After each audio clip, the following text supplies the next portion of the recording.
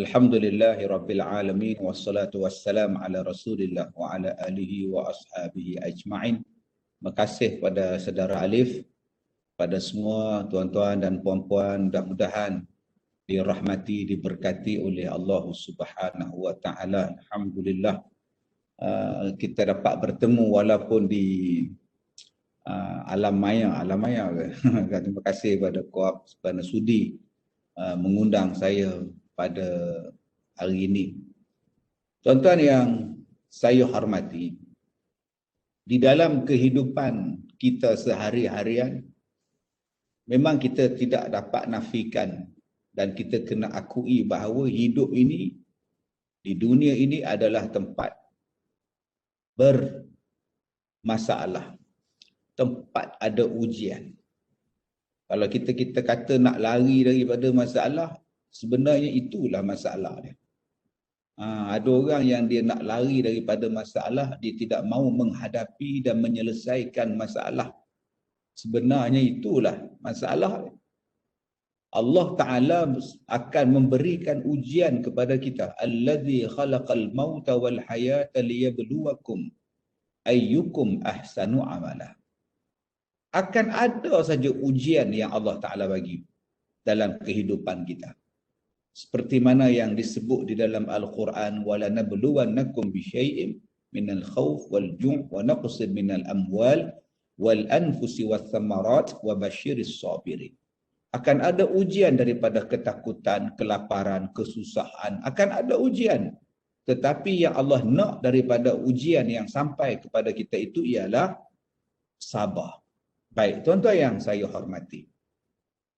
Persoalannya ialah, bila datang ujian kepada kita, setakat mana kemampuan diri kita untuk kita menjadi orang yang boleh menerima ujian, bagaimana nak menghadapi ujian, dan bagaimana nak jadi orang yang kuat bila datang ujian itu.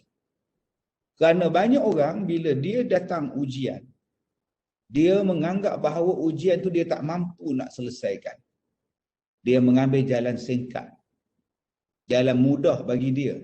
Padahal kebanyakan jalan mudah itu menyusahkan dia balik.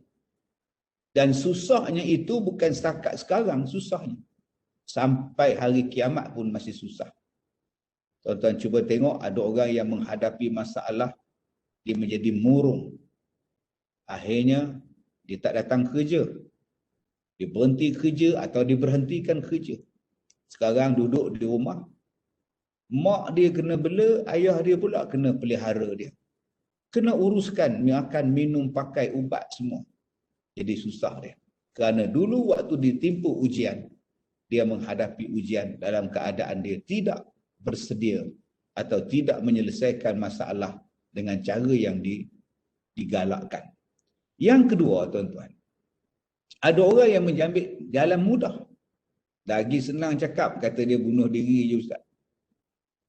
Yang baik aku terjun jabatannya. Tak pun aku terjun, bergunan saja. Ada orang yang buat keputusan macam itu. Dia menamatkan nyawa dia sendiri. Ada pula yang tak menamatkan nyawa dia. Sebaliknya pula dia mengambil jalan, mengambil perkara-perkara, membuat perkara-perkara yang merugikan hidup dia. Bukan setakat orang lain jadi susah, dia bertambah-tambah susah. Dia ambilnya barang-barang yang terlarang, baik daripada dadah, atau daripada arak, atau daripada perkara yang dilarang dalam agama, yang akhirnya menjadikan dia terikat beban yang dia sendiri tak boleh keluar daripada bebanan itu. Ada orang yang mengambil jalan mudah, ya, nak menyelesaikan masalah yang dia hadapi, meminta bantuan daripada jin, meminta bantuan daripada syaitan untuk menyelesaikan masalahnya. Maka jadilah dia seorang yang pendengki, pendendam, penghasad. Orang yang sanggup mengamalkan sihir, janji apa yang dia hajat tercapai, apa yang terbuku di dalam hati dia lepaskan, apa yang hadapi masalah pada dia, dia dapat selesaikan dengan cara yang begitu drastik sekali, dahsyat sekali melibatkan sihir. Ada orang yang menghadapi masalah dan dia tidak sabar menghadapi masalah, tidak redha dengan masalah. Dia mengambil jalan yang menyusahkan dia balik. Ada yang tidak yakin kepada diri dia sendiri. Dia tidak yakin dengan keindahan yang Allah Ta'ala ciptakan pada diri dia, daripada bentuk wajahnya, daripada rupa parasnya, daripada bentuk badan dia. Dia mengambil jalan yang bukan-bukan. Ada yang melakukan pembedahan, ada yang membuang sesuatu benda yang Allah Ta'ala jadikan, ada yang memasukkan dalam badan dia perkara yang dilarang, yang akhirnya memudaratkan kesihatan dia, memudaratkan sendiri diri dia sendiri. Tuan-tuan yang saya hormati, beginilah tuan-tuan, bila kita tidak mengambil pendekatan agama di dalam kita nak menyelesaikan masalah, di dalam kita nak mengurangkan masalah.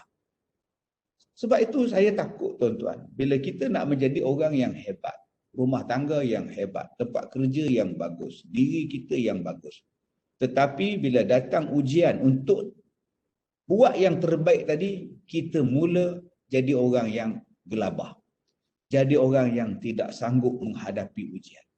Sebab itu orang yang bila diberikan sedikit ujian, dia stop, dia tak nak buat, dia fed up, dia keluar, dia tak nak campur lagi. Orang ini adalah orang yang gagal. Cuba kita tengok kepada anak kecil yang nak berjalan. Berapa ratus kali dia jatuh dahulu, dia terterak, dia tertomoy, tetapi dia tetap bangun untuk terus berjalan, untuk terus berjalan. Sehinggalah sekarang dia sudah boleh berlari, bukan lagi berjalan dah. Berlari pun dia boleh buat. Jadi cabaran-cabaran ini perlu dihadapi dengan sumber kekuatan, dengan sumber istiqamah dan dengan jalan-jalan yang telah kita dapat daripada jalan yang diajar di dalam agama kita. Insya-Allah kita akan berjaya dalam kehidupan kita. Baik, yang pertama, bagaimana nak jadi orang yang hebat tadi ni? Bila ada masalah, dia dapat settle masalah. Bila datang masalah kepada dia, dia boleh absorb masalah, dia boleh serap masalah, dan dia dapat keluar dari masalah dengan berjayanya. Tuan-tuan yang saya hormati, saya nak bawa kepada tuan-tuan 4 perkara yang diajar kepada kita bagaimana kita nak jadi orang yang berinspirasi. Bukan setakat inspirasi pada diri sendiri, malah berinspirasi kepada orang lain. Tengok kita sebagai sumber inspirasi. Kita nak macam itu. Sebab Nabi sebutkan khairun nas anfa'uhum linnas. Yang dikatakan manusia terbaik ialah manusia yang memberi manfaat kepada orang lain. Yang terbaik siapa? Yang memberi manfaat pada orang lain. Jadi tuan-tuan, letakkan diri tuan-tuan ini seorang yang boleh dijadikan contoh untuk orang lain. Boleh dijadikan manfaat kepada orang lain. Dan orang lain mengambil faedah daripada kita. Kita memberi manfaat pada orang dan orang ambil manfaat itu. Dia merasai manfaat itu. Sebab itu Rasulullah mengajar kepada kita 4 perkara. Untuk menjadi seorang yang berinovasi, seorang yang baik, seorang yang boleh ke hadapan, seorang yang dihormati, yang disukai oleh orang lain. Tuan-tuan tak nak ke jadi orang yang disukai? Bila kita datang, orang suka. Bila kita pergi, orang susah hati. Kita tak nak jadi penyakit. Bila kita datang, orang menyampah. Bila kita pergi, orang tepuk tangan. Bila kita keluar daripada kuab, orang bawa pisang, buat kenduri. Kita tak nak macam itu. Kita nak supaya orang suka pada kita. Jadi bukan setakat orang suka pada kita, malaikat suka pada kita. Tanah-tanah yang kita pijak ni pun meredai kita. Termasuklah yang paling utama sekali, redha daripada Allah Subhanahu Wa Taala. Yang pertama, apa yang perlu tuan-tuan buat untuk tuan-tuan menjadi sumber inspirasi kepada orang lain? Yang pertama, apa perbuatan yang tuan-tuan buat? Apa tindak kerja yang tuan-tuan buat? Apa percakapan yang tuan-tuan buat? Dia hendaklah didasarkan kepada satu sifat, Namanya apa? Menggembirakan orang lain. Bagi orang suka. Bashir. Bagi orang suka. Bashiru. Bagi semua orang seronok. Ini nombor satu. Bagi orang seronok. Saya sebagai penceramah pun, cubalah saya berceramah. Menjadikan orang suka dengan ceramah. Jangan bila orang dengar ceramah saya, orang jadi susah hati. Orang jadi menyampah. Orang tak suka. Naik darah tinggi. Bagi sukat darah tinggi dia, Allah 200 atas, bawah 118. Tak kepening tuan. Sebab apa? Sebab kita menjadikan orang tak suka dengan kita. Jadilah seorang yang menyukakan orang lain. Bila siapa-siapa berurusan dengan kuat, semua orang jadi seronok. Bukan marahnya meruap-ruap. Kegembiraan dia yang meluap. Kegembiraan itu menyeronokkan dia. Sebab itu kita kalau nak buat satu-satu benda, satu benda itu menyukakan orang. Bila kita dah menyukakan orang, apa yang kita dapat?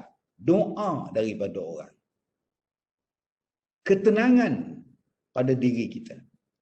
Kepuasan pada hati kita. Tuan-tuan buatlah apa benda pun. Saya sebagai seorang peniaga makanan. Bila saya masak makanan, saya masak tu daripada hati saya. Macam mana saya nak buat yang terbaik dalam masakan, nak bagi kita sedap makan, macam itulah bila saya buat jualan makanan. Pun orang rasa sedap.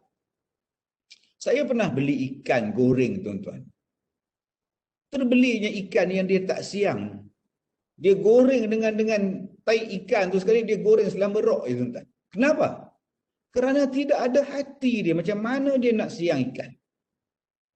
Kalau kita jadi seorang peniaga makanan, saya seorang peniaga caterer misalnya, bagi makan puas hati kepada tetamu, pada pengantin puas hati, pada yang order puas hati, tuan rumah puas hati, tetamu yang datang pun puas hati, memang bagi suka, kita dapat murah rezeki lagi.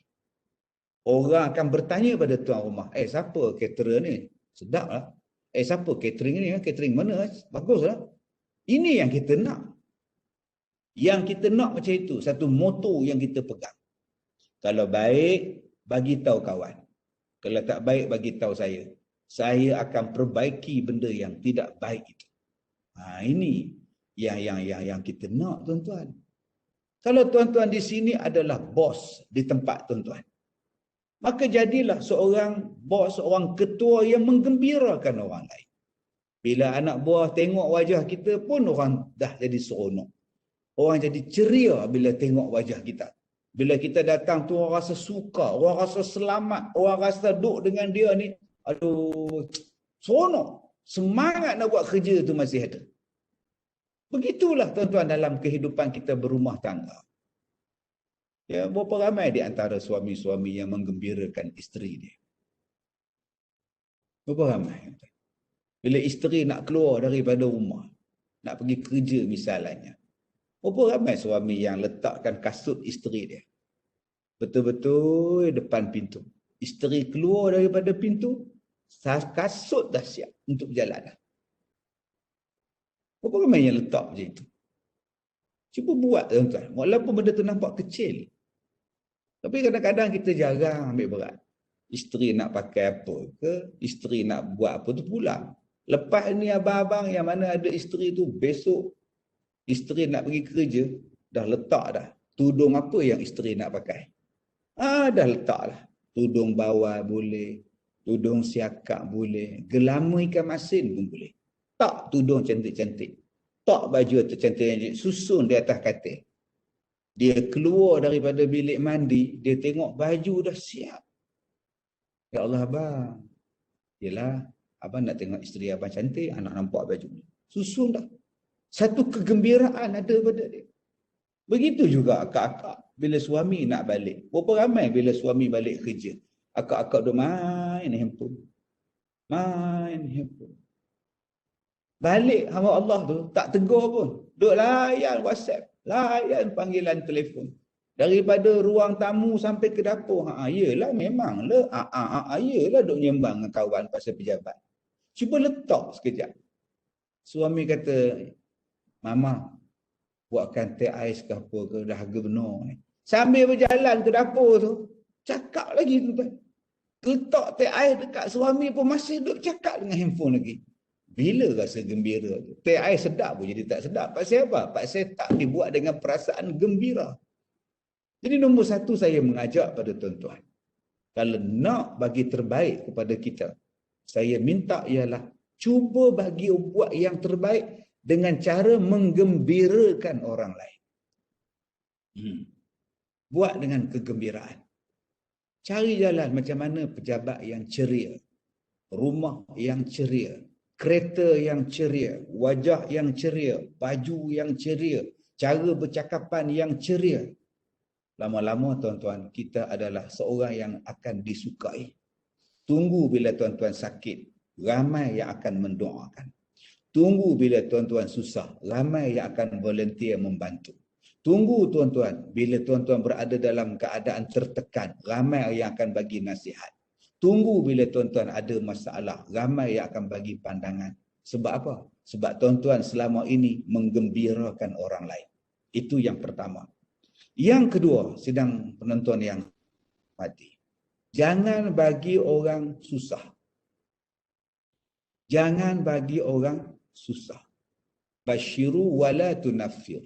Jangan bagi orang jemu. Nah, jangan bagi orang jemu, tuan-tuan. Nombor dua. Jangan bagi jemu. Saya sebagai penceramah, saya tak boleh ceramah bagi orang jemu. Sebab itu saya mewujudkan pelbagai perkara dalam ceramah saya. Kadang-kadang saya menyanyi. Lantaklah orang lain nak petikai Ustaz Kazim menyanyi. Saya dah menyanyi dalam ceramah 30 tahun dah. Masa mula-mula saya menyanyi dalam ceramah tu, macam-macam orang hantam saya. Dikutuk saya macam-macam. Apa ni ustaz menyanyi? Lantak. Sekarang ustaz semua menyanyi pula. Yang penyanyi pula nak jadi ustaz sekarang. Yang ustaz nak jadi penyanyi. Penyanyi pula nak jadi ustaz. Saya menyanyi tu tuan-tuan bukan tujuan apa. Tujuan supaya orang yang dengar ceramah saya tu tak jemu dengan saya. Tuan-tuan ingat senang nak bercakap 2 jam. Lagi susah nak duduk 2 jam mendengar ceramah. Tambah saya sekarang ni. Duduk ceramah seorang-seorang ni sejam setengah. Tuan-tuan ingat senang. Tak tahu dengan siapa saya cakap ni tuan-tuan ni. Lagi susah hati, subhanallah. Jadi saya kena buat satu benda yang tak menjemukan orang. Isi kandungan yang tak menjemukan. Buat cara bercakap yang tak menjemukan. Kadang-kadang ada orang yang bila bercakap tengking-tengking. Apa nak jadi kita pada hari ni, masyarakat ni apa? Orang yang dengar ceramah tu pula kata, aku ni salah di mana yang dimarah-marah pada aku. Ada pula yang cakap slow pula. Kita Islam melarang kita melakukan perkara jemur. Habis bila dia start menguak tu lebur lah tuan-tuan. Jangan buat perkara yang menjemukan. Sebab itu di dalam sesuatu pejabat, di dalam satu-satu keadaan, ya, tempat kerja, jangan jadikan tempat kerja kita itu jemu. Ada orang yang dia tak setuju, dia dipindahkan ke jabatan lain, sektor lain, bahagian lain. Sedangkan bila kita pindah ke tempat yang baharu itu, kadang-kadang dia membawa suasana yang baharu, idea yang baharu, environment yang baharu. Yang ni yang kita nak. Bila kita duduk di tempat itu, kita takkan jemu. Kita akan dapat benda yang baru, kita akan dapat idea yang baru, kita boleh jadi baik. Banyak benda kita boleh serap. Untuk makluman tuan-tuan, saya sebelum jadi penceramah, macam-macam kerja saya buat tuan-tuan.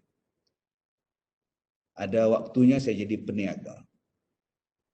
Saya pernah jadi orang yang bawa haji dan umrah. Saya pernah berniaga sayur-sayuran. Sayur pun saya berniaga. Saya pernah buat. Saya pernah mengambil upah meracun kelapa sawit. Bukan meracun kelapa sawit, meracun di ladang kelapa sawit. Saya pernah buat. Saya pernah mengambil upah cok kelapa sawit, sabit kelapa sawit. Macam-macam kerja saya buat. Malah saya belajar macam mana nak bawa backhoe, nak bawa traktor, nak bersihkan kebun, bersihkan tanah. Tujuan dia apa? Tujuan dia ialah saya tak nak jadi diri saya jemu. Kemudian saya jadi imam masjid. Kemudian saya jadi penceramah. Sekarang saya jadi penceramah. Okay, agak lama saya duduk bidang kerja penceramah ni. Tak tahulah kalau saya jemu nanti tuan-tuan, saya nak jadi apa pula lepas ni. Dah tua-tua bangka ni agak-agak nak jadi apa. Saya rasa yang paling sesuai untuk saya lepas ni tuan-tuan jadi yang berhormat gamanya. Jangan marah tuan-tuan ya. Jadi apa kedudukan yang kita buat? Jangan bagi jemu. Jangan jemukan diri kita dan jangan jemukan orang lain. InsyaAllah. Sebab tu manusia yang ada prinsip tak nak bagi orang lain jemu, dia akan meningkat daripada satu tahap kepada tahap yang lain. Kalau saya Bilal, contoh saya Bilal masjid. Kalau satu nada je saya azan. Allahu Akbar, Allahu Akbar. Sekali sembahyang zuhur, Allahu Akbar, Allahu Akbar. Nanti sembahyang asar, Allahu Akbar, Allahu Akbar. Cuba kita variasikan. Cuba kita variasikan rentak dia, lagu dia, macam-macam dia. Maka lagi makin baik kita buat. Akak-akak sebagai seorang isteri, jangan bagi jemu. Sebab tu saya suka cakap, suasana dalam bilik kena tukar. Langsir kena tukar. Ni 6 tahun sekali baru tukar. Cadar katil 6 bulan sekali baru tukar. Apa salahnya seminggu 3 kali tukar? Hari ni bantai warna lain. Besok lusa bantai warna lain pula. Hari ni cadar warna lain. Lusa tak ada cadar pula. Tilam saja pula. Oh, lagi pelik. Dia bagi suasana yang menyeronokkan. Begitulah dalam kehidupan kita. Jangan jadikan kita ini dalam keadaan jemu dalam kehidupan. Yang ketiga, macam mana kita nak menjadi sumber inspirasi pada diri kita sendiri dan pada orang lain. Saya mengesyorkan pada tuan-tuan, ambil yang ketiga, yassiru, bagi mudah. Permudahkan urusan. Jangan banyak soal, jangan banyak songeh. Tuan-tuan, bila tuan-tuan menyusahkan sesuatu urusan, orang maki. Betul saya cakap. Tak percaya tuan-tuan tengok dalam Facebook. Tengok dalam media sosial. Bila ada sistem yang menyusahkan, yang akan dapat ialah makian daripada orang. Bila ada sistem yang tidak yang tidak tetap, yang tak concentrate, yang tak tahulah, yang tak firm dengan apa yang dia buat, yang dia akan dapat ialah maki. Ada satu sistem yang menyusahkan orang lain, yang akan dapat ialah maki. Buat satu benda yang menyenangkan orang. Okey, katakan nak buat roadblock. Pihak berkuasa nak buat roadblock. Engkau buat roadblock, engkau buatlah. Kalau lorong tu ada 3 lorong, buat setiap satu lorong ada roadblock dia. Dia tak tutup 3 jadi 1. Kita hari ni menjadikan macam bubu. Daripada luas jadi sempit. Akhirnya orang di sana akan jam. Jam, ada orang yang sakit perut. Ada orang yang nak ambil anak di rumah pengasuh. Ada yang budak duduk menangis dalam kereta. Ada minyak yang dah nak habis. Ada pula aircon rosak. Macam-macam ujian. Jadi banyak masalah. Jadi cuba fikirkan bagaimana kita nak buat yang terbaik. Sebab tu di setengah negara, kalau dia ada 6 lorong, dia ada 5 lorong, pada setiap lorong itu ada sekatan jalan raya. Orang tak jadi bubu, orang terus berjalan pada lorong masing-masing. Jalan banyak. Jalan. Okey, cek jalan, cek jalan, cek jalan. Akhirnya masyarakat akan menjadi senang dengan kita. Dia takkan jadi susah dengan kita. Bayangkan tuan-tuan, kalau hidup kita merekakan satu sistem yang mana sistem itu menyenangkan orang lain. Macam tuan-tuan yang duduk di Kuap ini. Satu kumpulan wang yang menjaga, yang diberi amanah untuk menjaga kebajikan orang. Tuan-tuan pelbagaikan sistem. Tuan-tuan buat satu sistem yang orang pakat seronok. Akan berlumba-lumba orang akan mempertahankan kita, menyokong kita, membantu kita. Ini yang kita nak. Tuan-tuan cubalah duduk di satu tempat yang mana tempat itu menyusahkan tuan-tuan. Bila sebut saja tempat itu, dia rasa allergic semacam. Nak biji-biji dah muka, merah-merah dah badan. Kenapa ni leha? Allergic. Kenapa allergic? Sebut tempat tu, aku dah allergic. Sifat memudahkan orang ni tuan-tuan, dia letak di mana-mana pun. Dia letak di mana-mana. Sehinggalah di dalam tandas pun, kalau ada budaya menyenangkan orang, memudahkan orang, orang suka masuk tandas. Bukan semua orang sihat yang masuk dalam tandas. Ada orang yang mempunyai big size, badan dia big size. Kita fikirkan macam mana tandas untuk orang yang badan besar. Keluasan dia, saiz tandas dia. Ada orang yang masuk dalam tandas ni tuan-tuan, tangan tak ada. Tangan tak ada. Macam mana kita nak buat sistem tandas yang tangan tak ada untuk dia nak buka paip? Hari ini kita boleh gunakan sentuhan di kaki. Menggunakan sentuhan di kaki. Buat tuan-tuan satu sistem. Di tandas saja. Di tandas saja. Kita boleh tengok hari ini ada orang yang tak suka basah. Dia nak basuh tapi dia tak suka basah. Maka air keluar daripada dalam tandas boleh basuhkan dia. Wah, kalau manusia dia fikir macam mana cara nak menyenangkan orang, kita semakin berinovasi. Tuan-tuan cuba tengok kereta. Dulu kereta, bumbung pun tak ada, cermin pun tak ada. Kemudian orang mula mencipta kereta yang ada bumbung, yang ada cermin. Panas, dia cipta kipas. Panas, dia cipta aircon. Nampak tuan-tuan? Aircon tu pula dia menjadi smart aircon. Kalau cuaca terlalu sejuk, aircon automatik akan kontrol. Kalau cuaca panas, lagi dia buat tuan-tuan. Cuba tuan-tuan tengok dulu start kereta. Gunakan yang depan tu, pusing. Lepas tu dia menggunakan kunci.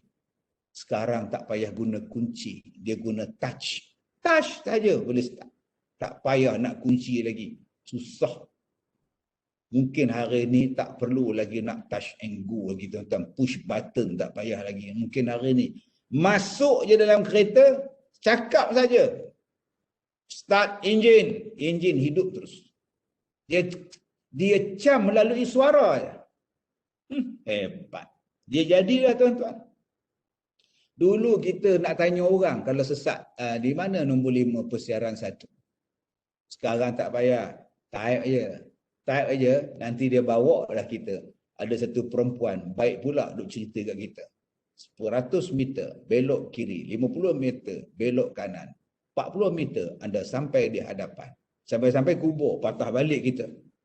Perempuan manalah yang tunjuk jalan. Canggih tuan-tuan. Hari ni tak payah tulis address lagi dah. Apa tujuan kita nak pergi. Cakap je, dia faham. Okey, parit. Lalah dia bawa kereta tu, bawa masuk parit. Kita cakap, aku cakap parit di Perak, bukan parit longkang.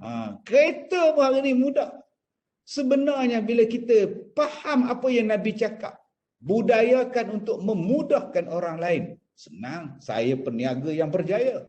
Sebab apa Ustaz peniaga yang berjaya Ustaz? Sebab saya berniaga benda yang memudahkan orang. Saya mencipta kain yang tak perlu disetrika. Saya mencipta tudung yang tak perlu disetrika.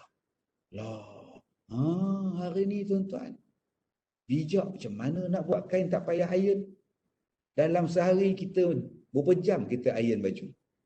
Sekarang tak payah, kau kibas saja, kau boleh pakai baju. Baju tak macam dah di iron, tak berkedut. Macam mana? Ini kena fikirkan. Macam mana cara nak bagi mudahkan orang.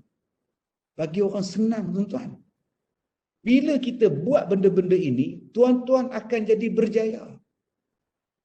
Dulu-dulu kita duk fikir, malasnya nak parking kereta, malasnya nak beratur beli barang, malasnya nak order makan, nak cari parking lah, meja penuh lah. Sekarang tak payah. Hari ni semua COD semua. Semua orang hantar je. Telefon-telefon sampai. Sampai. Lah, laju betul tuan-tuan. Inilah dia dikatakan memudahkan orang. Kalau kita berfikirkan macam mana nak mudahkan orang, sistem yang memudahkan, perniagaan yang memudahkan. Tak timbul masalah, saya tak ada kerja lah Ustaz. Saya kena buang kerja lah Ustaz. Saya susah lah Ustaz. Saya susah lah Ustaz. Habis tu Ustaz tak susah. Engkau hanya perlu berfikir dan kau akan dapat benda itu. Perlu berfikir dan kau usaha dan kau akan berjaya. Tengok kapet, macam mana nak ciptakan kapet yang memudahkan orang. Macam mana nak ciptakan satu cat yang mana cat tu boleh tahan 10 tahun. Dan kalau anak-anak cucu melongkeh dekat cat dinding, hanya perlu sapu saja lukisan dia. Cat masih ada lagi. Kenapa tak boleh cipta macam itu, tuan-tuan? Kita boleh buat. Hari ini dengan inovasi yang tinggi, dia munculnya handphone. Di handphone kita ni pula, berapa banyak benda yang menyenangkan kita. Inilah dia tuan-tuan. Yang dikatakan bagaimana nak menjadi orang yang berinovasi. Bagaimana nak menjadikan lestari. Dan yang keempatnya, jangan menyusahkan orang. Kalau kita boleh buat, cakap, insya-Allah saya boleh buat. Kalau tak boleh buat, jangan terima. Kalau sanggup, terima. Kalau tak sanggup, surrender. Saya tak mampu. Kan senang. Senang hidup kita tuan-tuan kalau kita tak menyusahkan orang lain. Ini kadang-kadang kita menyusahkan isteri kita. Dahlah dia tu mengandung. Kita pula mengada-ngada nak minta pula makan ketam lembut. Mana nak cari ketam pondan tuan-tuan? Ketam semua kerah belaka. Engkau nak ketam lembut, mana nak cari pula ketam pondan? Abang, yang ada ketam ini ya bang. Ketam cukup umur bang. Ketam yang akil balik tak cari sampai dapat. Dahlah dia mengandung, nak panjat pasar pula, nak pergi pasar raya pula, kan susah. Cubalah senang. Abang, saya cuma dapat ikan temenung je. Ikan apa pun tak apa, janji rezeki.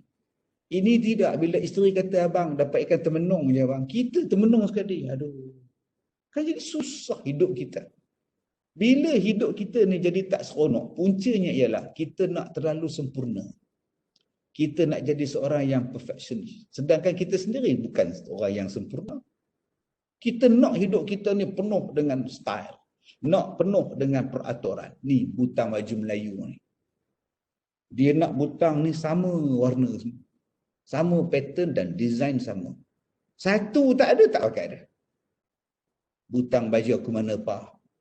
Yang pah tu pula asyik main mahjong tak habis-habis. Pakai sajalah butang warna apa pun, bawah biru, atas hijau, tak apa. Bawah hijau, tengah-tengah kuning, atas sekali merah macam traffic light pun tak apa. Bila orang tanya apa ada butang baju Melayu kamu ni macam-macam design ni, fashion. Tak lama lepas tu tuan-tuan semua orang pakai macam kita. Padahal kita itu pakai baju butang tak cukup syarat, tak cukup quorum. Tapi lama-lama kalau orang tengok menarik, dia jadi satu tabiat. Ikutan. Dia jadi satu trend. Jadi jangan kita ni nak menyusahkan orang. Nak parking kereta, jangan parking di tempat yang dilarang. Orang susah. Orang geram, orang bakar kereta kita. Nak parking kasut, pastikan kasut kita tak tindih kasut orang lain. Dan kasut kita senang dicapai. Kan senang hidup kalau kita tak menyusahkan orang lain. Kita dapat satu tugasan. Dapat satu kerja. Habiskan kerja. Jangan tertangguh kerja akhirnya menyusahkan orang lain. Jadi ambil 4 benda ni tuan-tuan. Bagaimana kalau kita nak jadi orang yang berjaya. Nombor 1 apa dia? Bagi orang suka. Nombor 2, jangan bagi orang jemu. Nombor 3, permudahkan urusan. Nombor 4, jangan menyusahkan sesuatu perkara. Kalau tuan-tuan boleh buat 4 benda ini, saya yakin insya-Allah kita akan jadi yang terbaik. Baik kita adalah kerani biasa sahaja. Sampailah kita seorang CEO sekalipun, kita adalah orang yang disenangi, orang yang disukai dan hidup kita sentiasa ceria. Itu untuk pusingan yang pertama lah, Alif. Mana si Alif Rabbani tadi? Hilang. Okey. Ya, Datuk. Terima kasih Datuk. Alhamdulillah atas perkongsian tersebut. Saya rasa kalau saya boleh buat ringkasan sikit ya. Ya. sabar dalam menghadapi ujian, dan ujian datang dalam macam-macam bentuk. Dan Ya. ada yang berkongsi dekat group chat ni, Datuk, kita Ya. boleh praktikkan dengan buat amalan yang kecil-kecil dulu untuk bahagikan at least satu orang sehari, ya. Okey, kita boleh kita ke soalan pertama, Datuk. Sila saudara Alif. Okey. Assalamualaikum. Ustaz, apa jalan yang terbaik jika kita ada masalah dengan seseorang itu, tetapi kita terpaksa hadap dengan orang itu hari-hari dan kita tak mampu luahkan kerana darjat yang berbeza? Mungkin Ustaz, Datuk boleh kongsikan pendapat atau komen berdasarkan soalan ini. Baik, terima kasih. Kadang-kadang kita ada masalah dengan orang. Dan memang pun kita ada masalah dengan orang. Jarang kita ada masalah dengan harimau. Kita tak ada masalah dengan harimau. Kita tak ada masalah dengan dinosaur lagi, tak ada masalah. Tetapi yang kita masalah ialah dengan orang yang berperangai harimau. Kerja dia nak menerkam, kerja dia nak menempik saja, tuan-tuan. Ada orang yang kita berhadapan dengan dinosaur. Dinosaur udahlah besar sekali, pijak kita terpenyek. Wah, banyak masalah. Jadi apa yang perlu kita hadapi? Yang pertama, tuan-tuan, kena ada kekuatan jiwa. Sebab itu Rasulullah bila dia berhadapan dengan masalah, Rasulullah membaca doa ini. Jadi saya harap pada akak-akak, abang-abang yang ikut kita punya pengajian kita tengah hari ini, cuba amalkan doa ni. Doa ni bunyi macam ni, nah. La ilaha illallah al-azimul halim. La ilaha illallah rabbul arshil azim. La ilaha illallah rabbus samawati wa rabbul ard wa rabbul arshil karim. Itu doa yang Rasulullah baca. Bila Rasulullah ditimpa dengan kesusahan, susah hati, dengan tak seronok, Rasulullah akan baca tu. Ni kita pun akan jumpa. Tak jumpa, kita ada satu office. Macam mana kita nak elakkan daripada dia? Takkan kita nak minta tukar tempat kerja kot. Kuat bukan ada kat Ipoh pun. Kan? Aku senang je, aku tukar je kat cawangan lain. Di mana kau nak tukar? Langkawi ke apa ke? Mana ada? Langkawi tu Ismail Group ada lah. Jadi tuan-tuan yang saya hormati, jangan lari daripada masalah. Bila tuan-tuan lari daripada masalah, tuan-tuan dah gagal lah. Kerana di tempat yang lain pun akan ada masalah yang sama. Perangai orang yang sama. Sifat manusia yang sama. Orang yang kita tak suka tu memang tak ada tempat lain. Tapi perangai orang tu ada pada orang lain pula. Akan ada sikap tu. Tapi kalau kita dah boleh settle, kita dah boleh handle orang yang berperangai demikian, nanti kalau kita jumpa di tempat lain perangai sama juga, kita boleh settle lah. Hari ni aku dah jumpa dah. Hari ni pun aku dah tahu dah selesaikan masalah ni. Sebab apa? Sebab kita tak pernah lari daripada masalah.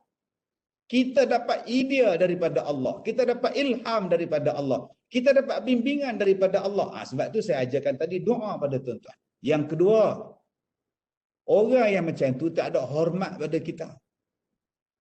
Kita buat baik macam mana pun dia tak raih. Kita buat kerja yang terbaik pun dia tak nampak. Sebab dia tu besar. Oh, dia berpengaruh dan sebagainya. Tak nampaknya dia, tuan-tuan.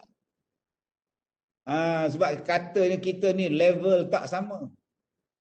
Contohnya lagi itulah. Okey.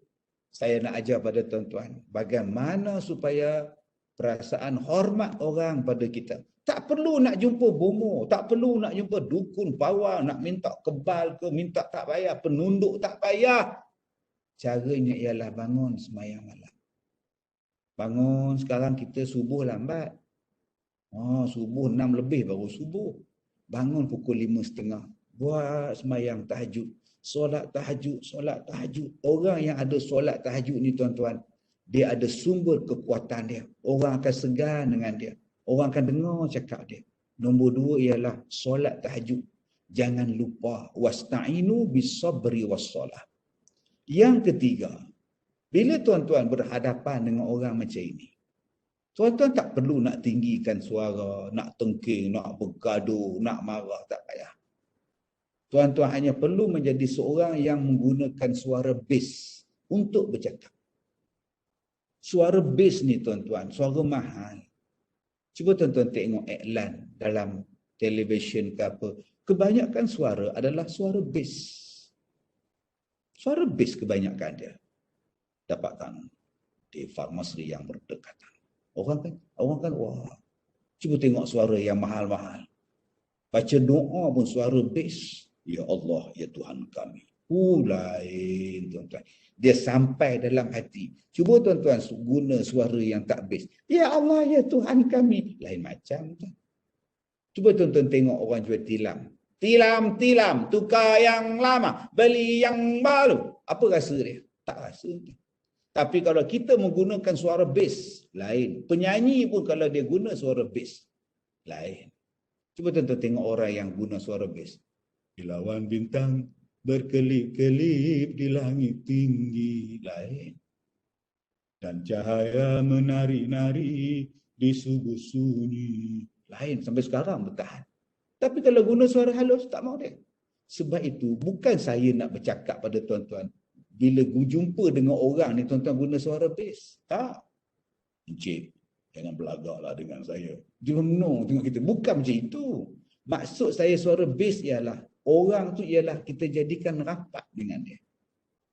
Kita jadi geng dengan dia. Kita boleh slow talk dalam bahasa kita.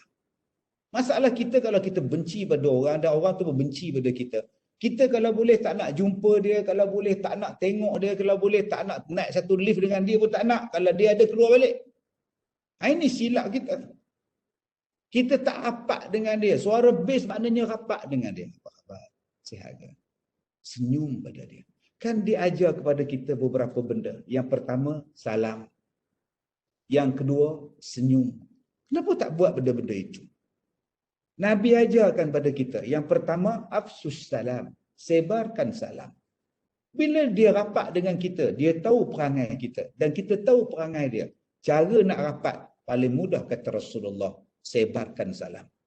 Nombor dua, kata Rasulullah apa dia? Wa at'imut ta'am. Bagi dia makan. Dan itulah afdalnya sedekah. Afdalus sadaqah an tushbi'ah.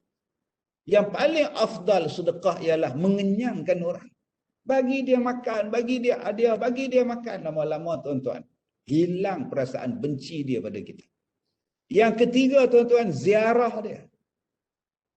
Maksud ziarah, kalau dia sakit, kita sampai dulu. Kalau dia susah, kita tolong dulu. Dia jatuh motor, kita yang angkat. Dia aksiden, kita angkat kereta, tinggalkan dia. Nampak tu tuan-tuan. Tolong dia. Dan yang keempat, wasallu bil laili wan nasu niyamun. Bangun sembahyang malam waktu orang lain tidur, kau munajat, kau sebut nama dia, ya Allah. Orang ni tak suka dengan aku, ya Allah. Kau lembutkanlah hati dia, ya Allah.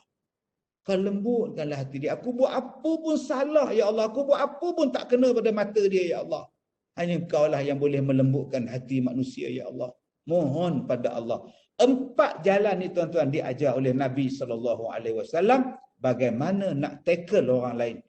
Jadi insya-Allah tuan-tuan, kalau kita amalkan benda-benda ini, baik suami, baik anak, baik mak mertua, baik bos, baik anak buah, siapa pun tuan-tuan, dia akan suka dengan kita, dia akan berkenan dengan kita. Wallahu a'lam. Okay, terima kasih Datuk. Jawapan yang sangat detail. Okey, so soalan seterusnya, okey, sekarang kan masa PKP atau masa COVID, jadi ramai yang terjejas, terjejas dari segi pendapatan, mental, perasaan dan emosi. So, apa pendapat nasihat Datuk kepada individu-individu yang terjejas dari segi yang saya sebutkan tadi? Betul. Yang pertama sekali bagi kita yang tak terjejas sangat ni tuan-tuan, kena banyak bersyukur pada Allah Subhanahu Wa Taala. Okey? Kena banyak bersyukur.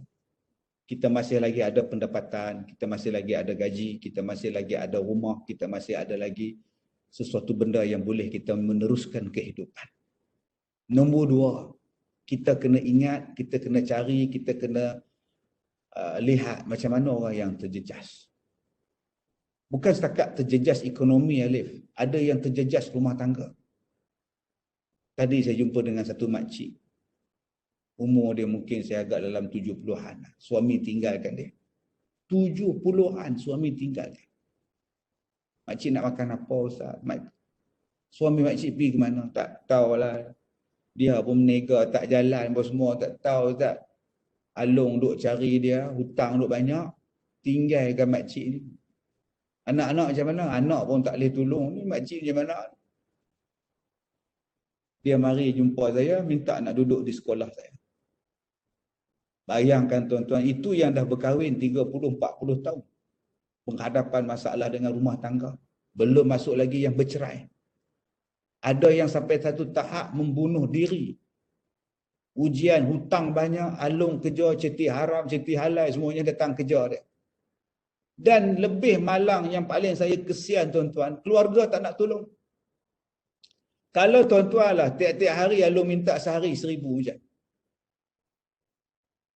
Ada yang minta, yang datang jumpa saya tuan-tuan, alung setiap hari dia kena bayar hutang ke alung RM50 sehari. Itu baru bunga je. Baru bunga, RM50 sehari. Kerja tak ada. Saya tanya dia, dulu akak pinjam duit alung untuk buat apa? Bisnes goreng pisang. Tak banyak pinjam ustaz. Oi, RM3,000 je. Nak berniaga lah goreng pisang. Tengok-tengok jadi macam ni pula ustaz. Pisang pun hilang, kuali pun hilang, dapur gas pun hilang, hutang tak hilang. Dan alung minta sehari RM50. Allahu Akbar. Bagi kita RM50 sehari tak banyak, tapi dia tak ada pendapatan dia. Allahu Akbar, subhanallah, alhamdulillah. Tuan-tuan yang saya hormati. Jadi macam mana kita nak buat keadaan macam ni? Saya dah kata dah tadi. Setiap masalah ada jalan penyelesaian. Allah Ta'ala ni dia akan bagi rezeki pada kita. Selagi mana kita hidup, selagi itulah ada rezeki. Jangan takut. Jangan lari daripada masalah. Allah kata dah, kalau kamu orang yang bertawakal kepada aku, kalau kamu orang yang bertakwa kepada aku bagi rezeki. Wa may yattaqillah yaj'al lahu makhraja wa yarzuqhu min haitsu la yahtasib. Saya bagi contohlah satu orang lah Alif ya. Dia datang jumpa saya. Dia kata, ustaz saya susah, kena buang kerja, kilang tutup pun semua. Apa saya nak buat ustaz? Saya buntu ustaz. Saya buntu. Saya hanya tunjuk dekat dia Kazim Koko. Saya ada keluarkan satu produk, satu Kazim Koko. Saya kata, cuba kamu pergi berniaga. Pergi pacak grade tengah jalan. Jangan pacak tengah jalan, marah kereta kan. Pacak tepi jalan. Cari tempat strategi punya, bagus punya, kau berniaga. Mula-mula dia dapat habiskan, dia dapat RM120 sehari. Jual ais Kazim Koko. Semalam saya jumpa dia kata dia boleh habis 3 balang dalam sehari dia berniaga. Dia boleh dapat pendapatan dia 400 lebih lagi daripada dia kerja kilang itu. Tambah sekarang ni musim hangat pula, musim panas pula tuan-tuan. Buh pula ais batu tu, buh satu guni, satu bantal pula. Dia meleleh-leleh, orang tengok. Lagi meleleh air liur orang nak minum. Cuma masalah dia hilangkan sifat malu. Hilangkan sifat malas. Hilangkan sifat penyegan. Ini yang kita tak nak. Kalau kita masih ada sifat malu, sifat penyegan ni, sampai bila kita nak berjaya? Kita tengok pilot kapal terbang boleh berniaga roti canai. Saya duduk tengok penyanyi 2-3 orang, penyanyi tuan-tuan, rockers, duduk berniaga roti canai sekarang. Dia kata walaupun pendapatan tak banyak macam jadi penyanyi dulu, tapi berkat ustaz. Saya rasa seronok ustaz. Di sinilah yang saya katakan tadi. Selagi mana kita yakin Allah akan bagi rezeki pada kita, tuan-tuan hanya perlu berfikir apa benda yang aku nak buat. Fikir, cari, rancang, buat elok-elok, insya-Allah Allah Ta'ala bagi rezeki. Ini bentuk dia tuan-tuan. Dan sekarang kita hanya perlu meniaga daripada rumah saja. Kita ada media sosial, kita ada medsos masing-masing. Kenapa tak gunakan medsos itu? Kita ada grup WhatsApp kita. Kenapa nak habiskan masa main WhatsApp tak habis-habis kalau kita tak ada sumber pendapatan? Sebab itu saya kata pada tuan-tuan, banyak kali dalam ceramah saya, kalau kita nak kaya, ada 2-3 jalan nak kaya. Nombor 1, nak kaya tu apa? Sedekah. Sedekah tu menjadikan kaya. Sedekah kaya. Saya tanya pada abang tadi, 3 balang air, dia berniaga habis. Pendapatan jual air saja 400 lebih sehari. Cukuplah daripada pukul 11 sampai pukul 3, cukuplah. Saya tanya pak siapa yang abang laku ni berniaga nasi pun laku. Laku ustaz, hari ni laku 40 bungkus nasi. Jadilah ustaz. Wah. Hari pertama berniaga nasi tomato dapat 40 bungkus. Hebat tu bang. Apa yang abang buat? Dia kata saya buat nasi bungkus, satu bungkus nasi tomato dan saya hadiahkan air, minuman air, satu botol, satu gelas percuma. Orang pakat mari beli. Ini pun sudah penat Ustaz dengan air ni, dengan nasi lagi saya penat dah Ustaz. Nampak tuan-tuan. Bila bersedekah, dia menarik perhatian orang lain dan orang akan datang beli. Itu satu contoh. Yang kedua, tuan-tuan, kadang-kadang bila kita timbul kehidupan susah macam ini, kadang-kadang kita tak bersedia daripada awal. Anak-anak dah biasa makan mewah, anak-anak dah biasa makan di luar dan sebagainya. Di sini kita kena ada kekuatan untuk berjimat balik. Dan bagi abang-abang yang ada pendapatan, akak yang ada pendapatan, jangan rasa selesa dengan apa yang ada. Bila-bila masa kita boleh hilang juga punca pendapatan. Sebab itu saya selalu cakap, bagi yang belum ada hutang, janganlah tambah-tambahkan hutang atau buat-buat hutang. Hutang tu menjadikan kita susah. Jadi kalau boleh sewa rumah, sewalah dulu. Kalau boleh naik Grab, naiklah Grab dulu. Kalau boleh naik pengangkutan awam, naiklah pengangkutan awam dulu. Tak perlu kita nak berbelanja, tak perlu kita nak berboros, tak perlu kita nak tunjukkan kita ni ada duit sampai kita akan tersusah pada. Biar nampak miskin tak apa, lantaklah selekeh pun tak apa. Janji aku tak ada hutang. Ini yang perlu kita ada. Dan bagi akak-akak yang terjejas, abang-abang yang terjejas, insya-Allah Allah Maha baik. Allah akan bagi rezeki. Dan apa yang ada pada kita itu sebenarnya ada sumber rezeki. Kita hanya perlu berfikir dan kita hanya perlu cari jalan macam mana supaya orang tahu perniagaan kita. Tadi saya sebut nak jadi kaya nombor 1, kena banyakkan sedekah. Yang kedua, nak kaya nombor 2 apa dia? Kena banyak kawan. Bila kita banyak kawan, bisnes kita, perbuatan kita, apa kemahiran kita ada, senang. Di mana saya banyak kawan Ustaz? Kawan saya dekat Kuap je Ustaz. Dekat Facebook awak ada friends berapa orang? Dekat Insta awak ada berapa orang? Friend saya taklah ramai saudara Alip, Cik Alip, saya tak ramai friend. Friend saya dalam Facebook ada 1.6 juta orang saja.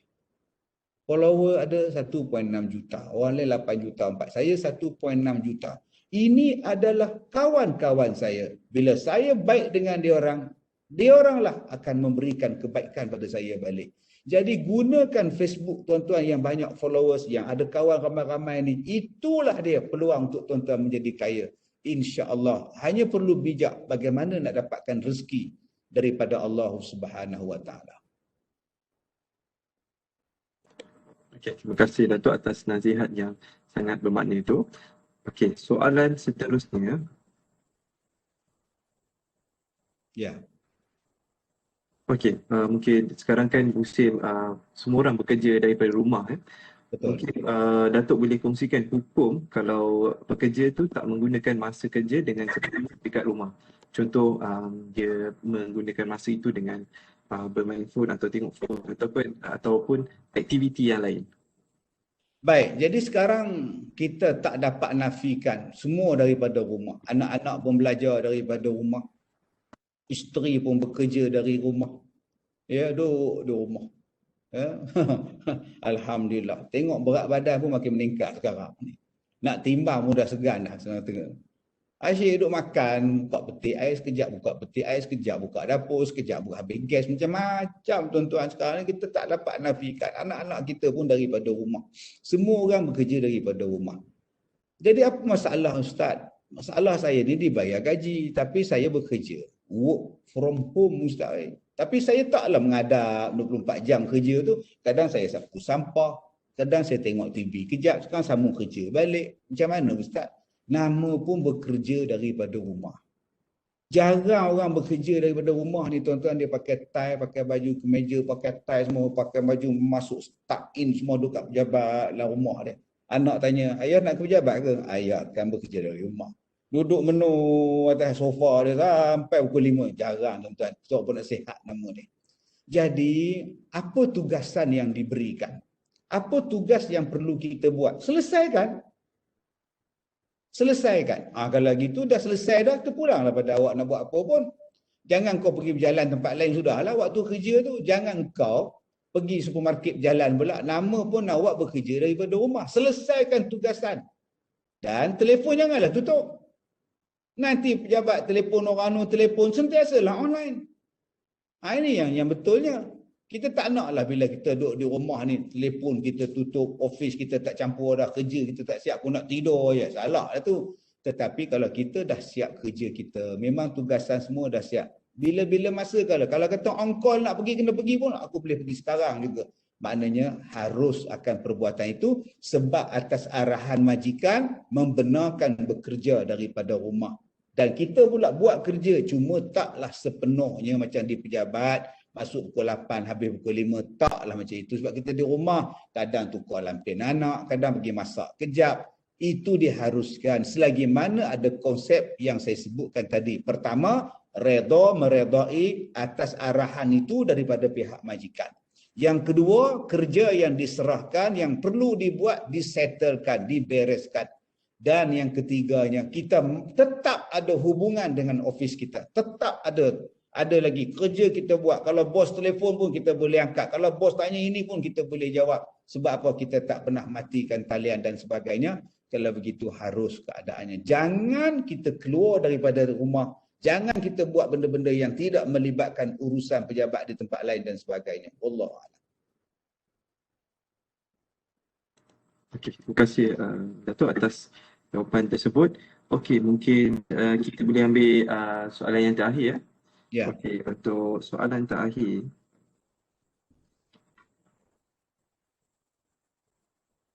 Okey, pada pendapat Datuk, apakah pandangan Datuk mengenai persepsi seseorang terhadap orang lain, tapi persepsi tersebut berpandukan luaran saja? Meaning, kita always judge book by its cover lah.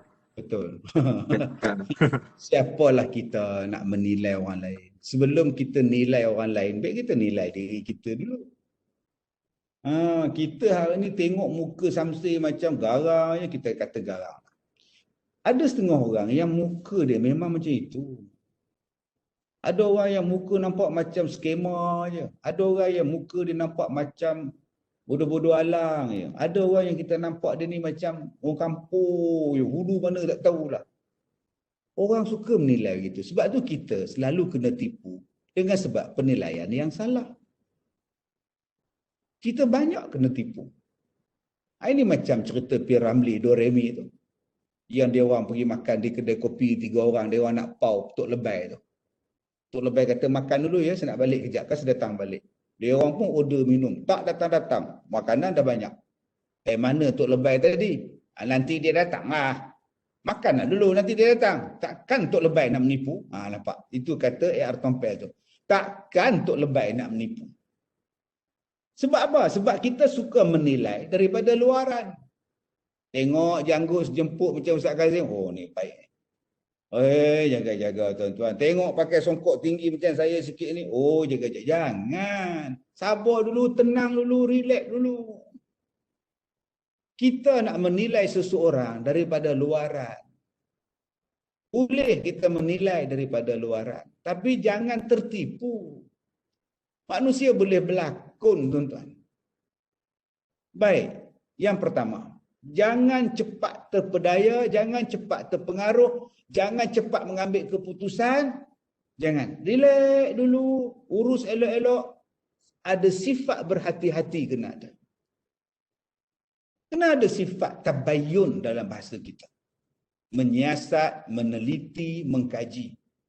Supaya kita tidak termakan fitnah, supaya kita tidak terlibat dengan penipuan, skamer dan sebagainya. Saudara Alik, saya pernah jumpa dengan satu perempuan yang dia bertunang dengan seorang laki-laki. Laki-laki ni nampak perwatakan segak, menarik. Akhirnya bertunang. Dan bila dia bertunang, laki-laki ni kata dia nak buat bisnes. Dia nak minta pinjam duit daripada tunang dia. Tunang dia kata, aku tak ada duit. Perempuan dia kata, kalau tak ada duit buat loan lah. Buat loan. Bila buat loan atas nama si perempuan. Duit dia bagi pada tunang dia yang lelaki. Bagi habis sebab kononnya nak buat bisnes. Nanti kahwin juga. 2 bulan lepas itu tuan-tuan putus tunang. Putus tunang. Duit dah tak dapat balik. Bila tanya bila nak bayar duit tu?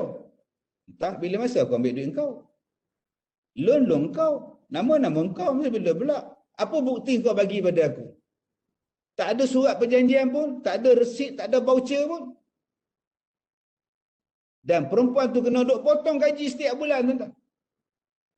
Datang jumpa saya, ustaz, macam mana nak buat? Saya kata, nak buat apa? Hadap je lah. Dulu, waktu akak bagi, akak tak fikir panjang. Akak kata dia tunang aku. Takkan tunang nak menipu. Rupa-rupanya tuan-tuan, modus operandi perempuan ni tuan-tuan, modus dia apa ni lelaki-lelaki ni, dia rupa-rupanya dah berkahwin. Dia lelaki orang. Tapi dia belagak macam orang bujang. Dan dia tackle mana-mana perempuan yang lambat kahwin sikit, umur 30 lebih tak kahwin lagi, dia tackle, dia mengorak, dapat. Dia pakat dengan isteri dia. Macam mana nak menipu si perempuan. Bila dah dapat duit, dia tinggalkan tunang dia perempuan tadi. Dia cari yang lain pula. Sebab itu tuan-tuan, nama dia tabayun. Bila orang nak bercinta dengan kita, bila orang nak urusan dengan kita, nak kahwin dengan kita, sebab tu adanya orang tengah. Sebab tu pergi ke rumah dia, siasat keluarga dia, siasat tempat kerja dia, macam mana? Dah kahwin ke belum? Dia ni macam mana kerja? Betul tak betul kerja dia? Itu nama dia tabayun. Nombor dua yang saya nak ajak pada tuan-tuan. Jangan kita cepat mengambil satu perkara, sikap kita yang dipanggil su'uzon. Buruk sangka tak habis-habis. Kita naik lift dengan dia. Kita tengok dia masak. Apa hal dia ni? Gaduh dengan bini ke? Itu nama buruk sangka. Kita tak tahu, mungkin dia sakit gigi. Dia diam. Dia sakit gigi. Jarang orang sakit gigi senyum. Jarang, tuan-tuan. Sakit gigi ni kalau ayam kokok pun dia tampurnya ayam. Kita pula bila tengok masalah kita kata ini sombong belagak. Jangan. Relax dulu. Kita tak dapat kad kahwin tak dapat. Kita kata apa tak jemput aku kenduri kahwin ni, apa kedekut betul. Bukan dia kedekut, dia pun akad nikah di pejabat agama, makan nasi dua pinggan je. Ada yang kenduri kahwin tuan-tuan makan laki bini dekat KFC je. Jemputan apa pun tak ada. Zaman Covid. Cuba pandang baik pada orang, bukan dia lupa pada kita. Tapi dia tak jemput pasal apa? Faham. Sebab tu tuan-tuan, kita kena amalkan satu konsep, nama dia TST. Tahu sama tahu. Zaman-zaman Covid ni mana boleh buat jamuan. Kenduri-kenduri ni tak boleh PKP. Tak apalah, saya faham. Kan baik tu nama dia husnuzon. Jangan amalkan satu sifat nama dia su'uzon. Yang ketiga, tuan-tuan yang saya hormati. Bila kita berhadapan dengan seseorang, jangan sesekali terpengaruh. Ada satu hari, datang seorang laki-laki ni, berjumpa dengan Rasulullah. Dia kata, ya Rasulullah, si Fulan tu, dia tu, Nabi kata diam. Jangan kamu cerita pasal laki-laki tu pada aku, nanti kalau aku jumpa dia, aku teringat apa yang kamu cakap, aku dah pandang buruk pada dia. Aku dah benci pada dia. Kamu jangan duk cerita buruk pada aku. Tuan-tuan, sebab itu kalau kita berbual dengan kawan kita, menyimbang dengan kawan kita, berapa ramai yang kita dapat maklumat yang salah. Berapa banyak informasi yang salah yang sampai kepada kita. Dan kita terpengaruh dengan apa yang dia cakap. Akhirnya kita burukkan orang yang dicakap. Sedangkan orang yang bercakap buruk mengenai orang itu, dia ada masalah. Dia tak suka pada orang tu, dia pun ajak kita tak suka sekali. Padahal belum tahu cerita yang sebenar dia. Sebab itu tuan-tuan, kalau ada orang yang nak cerita buruk tentang orang lain pada kita, jangan tuan-tuan simpan dalam hati. Jangan tuan-tuan duk jadi buka telinga selebor-lebor yang nak tengok, oh macam itu rupa dia, oh tahulah aku. Akhirnya orang yang baik pun kena tipu. Kita dah pandang buruk pada orang yang baik. Melainkan kalau kita sendiri tanya pendapat. Macam saya, contohnya orang Minang saya, katalah saya ni perempuan, nama saya Kazimah. Bukan Kazim, Kazimah. Katalah orang Minang saya, namanya Ridwan, Meminang saya. maka saya boleh jumpa orang lain yang kenal Ridwan. Kak, minta maaf, Kak kenal tak Ridwan tu? Kenal daripada kecil, sekolah dengan dia, jiran sampai sekarang lah. Ridwan tu okey ke Kak? Nak kata okey, tak okey lah. Kejap dia okey, kejap dia tak okey. Oh gitu. Macam mana tu? Dia tu koko. Okey, koko kata dia. Tuan-tuan. Dia tu yang saya tahu, yang Kak tahu, dia tu bagus. Rajin, ringan tulang, semua benda dia ringan. Cuma dia tu duit tu lah ketat sikit. Duit tu pun ketat sikit. Dia ni kalau nama kata nak belanja tu memang kalau genggam tak tirih lah. Itu je lah, yang lain okey. Harus tak cakap macam itu? Harus kalau diminta pendapat. Cerita yang betul dengan dia. Supaya orang ni tak timbul masalah. Jangan tak cakap pula. Macam mana Ridwan tu Kak? Kak tak nak cakap, tak nak campur. Akhirnya dia kahwin dengan Ridwan. Bila kahwin, kedekut subhanallah. Hanya Tuhan yang tahu. Kita jumpa kakak tu balik. Kak, suami saya tu Kak, Ridwan tu kedekutnya. Sebenarnya akak dah lama tahu. Akak saja tak cakap pada engkau, aku tak nak campur kan. Tapi memang dia kedekut pun. Aku cekik engkau kan. Waktu aku belum kahwin, kau tak cakap. Bila aku dah kahwin, kau cakap. Kan dah terlambat. Sebab itu tuan-tuan, kalau orang minta pendapat kepada kita, kita cerita. Oh dia nak beli kereta second hand. Dia main tanya kita. Sebab kita ni kaki kereta. Walaupun orang, tapi kaki kereta. Kita tanya dia, Amin, kereta Honda ni macam mana Amin? Kereta ni cerita elok-elok. Apa masalah dia, apa kebaikan dia, apa keburukan dia, cerita. Jangan kita tak cakap. Dia, aku tak campur, kau nak beli pula aku tak nak campur. Pakai 2 bulan kereta tu meragam. Putus 2 tengah jalan. Lah. Kita berkata, Min, kereta aku problem lah. Sebelah kat belakang, sebelah kat depan. Tertanggal tengah-tengah. Kereta tu sebenarnya, Mat, kereta tu kereta potong. Ya ke? Ya, aku tahulah. Habis tu kenapa kau tak cakap pada aku kereta tu kereta potong? Aku malah campur sebab aku nampak kau excited sangat. Aku diam je lah. Ini orang jahat. Orang yang tak menceritakan kebenaran, orang yang tak menceritakan perkara yang betul, sehingga menyusahkan orang lain. Jahat, tuan-tuan. Jadi, tuan-tuan yang saya hormati, kalau benda itu patut dinasihatkan, dicerita aibnya, supaya orang boleh berjaga-jaga, maka harus perbuatan itu. Tetapi, kalau benda itu tak ada apa-apa pun, janganlah kita membuka-buka rahsia, mereka-reka cerita yang akhirnya akan membawa pergaduhan yang besar pada orang lain. Jadi, tuan-tuan, mesti ada satu sifat tabayyun dalam diri kita. Dan kalau kita tak tahu macam mana sebenarnya orang ini, kita mintalah petunjuk daripada Allah. Kita buat sembahyang istikharah. Ya, orang ni bagus ke tak bagus? Orang ni macam mana perangai dia? Minta. Sebut nama dia, ya Allah. Aku ni dapat jiran macam ni, ya Allah. Sebut, ya Allah. Aku dapat office mate macam ni, ya Allah. Aku dapat macam ni, ya Allah. Tolonglah bagi kekuatan petunjuk pada aku, ya Allah. Peliharalah aku. InsyaAllah, tuan-tuan, Tuhan tolong kita. Kalau kita tak tahu kedudukan yang sebenarnya. Wallahu'alam. Baik, terima kasih Datuk atas perkongsian dan nasihat tersebut.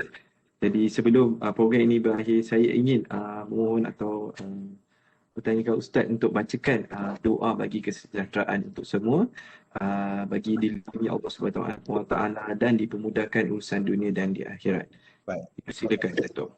Terima kasih Cik Alif. Tuan-tuan, doa ni saya nak baca pada tuan-tuan satu doa yang Nabi Muhammad SAW baca, supaya kalau ada kejahatan orang pada kita, Allah lindung kita. Kejahatan tu patah balik ke, apa benda ke, tak sampai pada kita ke. Ya, sebab kita tak tahu tuan-tuan, orang yang nak buat jahat, orang busuk hati ni, kita tak tahu siapa dia. Kita tak tahu. Ini satu doa dia. Yang kedua, doa yang saya nak baca pada tuan-tuan ini, ya, selepas habis saya baca satu doa, tuan-tuan sendiri baca mengikut hajat tuan-tuan.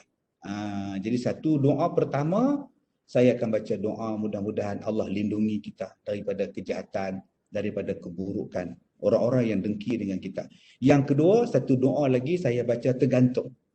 Tuan-tuan baca mengikut niat tuan-tuan. Bila saya sebut Rabbul Arsyil Azim, saya diam, tuan-tuan niatlah apa yang tuan-tuan terhajat, insya-Allah. Kalau boleh tuan-tuan boleh ulang balik rakaman kita petang ini, tuan-tuan ambil doa ni, mudah-mudahan Allah berkati kita. Baik, bismillahirrahmanirrahim.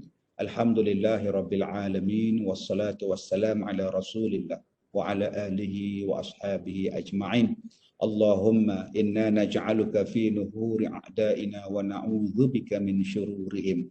Allahumma baddid syamlahum wa farriq jam'ahum wa syattid kalimatahum wa zalzil aqdamahum wa sallit alaihim kalban min kilabik ya qahhar ya jabbar ya muntaqim. Ya Allah, ya Allah, ya Allah. Allahumma ya munzilal kitab wa ya mujriyas sahab wa ya hazimal ahzab. Ihzimhum wansurna alaihim. La ilaha illallah al-azimul halim. La ilaha illallah rabbul arshil azim. La ilaha illallah rabbus samawati wa rabbul arshil karim.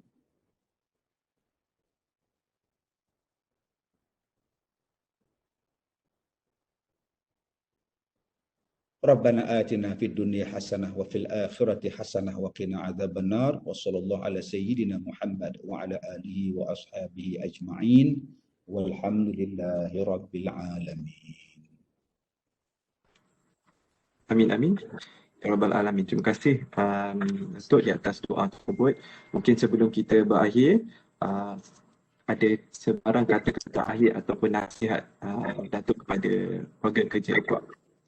Baik, insya-Allah tuan-tuan yang saya hormati, hidup kita ni ada saja masalah. Tuan-tuan kena jadi kuat, tuan-tuan kena jadi sabar. Baik masalah dari diri sendiri, masalah daripada keluarga, masalah daripada persekitaran. Sabar, akan ada penyelesaian yang akan muncul. Jadilah orang yang baik, jadi orang bertakwa, masalah akan selesai. Yang kedua, saya minta pada diri saya dan saya mohon pada diri tuan-tuan, jangan membuat masalah, jangan mencipta masalah, jangan mereka masalah, jangan mencari-cari masalah yang akhirnya menyusahkan diri sendiri dan menyusahkan orang lain. Nak buat apa-apa pun fikir dulu, benda ni okey ke tak okey, benda ni bagus ke tak bagus. Kalau tak bagus, jangan duk fikir panjang, tolak terus, tak payah buat. Nanti dia akan jadi susah balik dengan kita. Wallahu a'lam. Sekadar itu saja Encik Alex. Terima kasih kepada warga Kuat. Terima kasih semua. Assalamualaikum warahmatullahi wabarakatuh. Waalaikumsalam. Terima kasih Datuk Kazim Alias. Bagi sesi yang bermanfaat bagi hari ini, banyak perkongsian dan tips yang dapat dipraktikan untuk kehidupan seharian kita semua. Terima kasih kepada warga kerja dan rakan-rakan Kuat yang setia bersama selama 1 jam lebih ini.